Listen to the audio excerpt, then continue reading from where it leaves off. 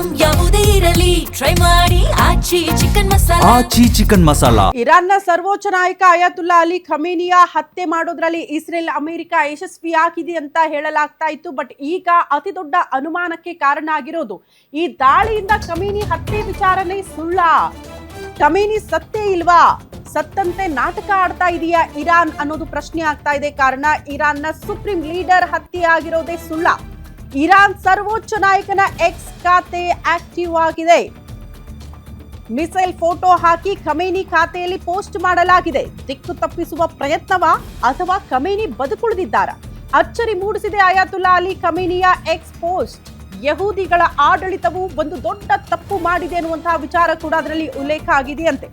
ದೇವರ ದಯೆಯಿಂದ ಯಹೂದಿಗಳ ಆಡಳಿತ ಕೊನೆಯಾಗಲಿದೆ. ಭಾರಿ ಸಂಚಲನ ಮೂಡಿಸ್ತಾ ಇದೆ ಖಮೇನಿಯ ಅಧಿಕೃತ ಎಕ್ಸ್ ಖಾತೆಯ ಈ ಪೋಸ್ಟ್.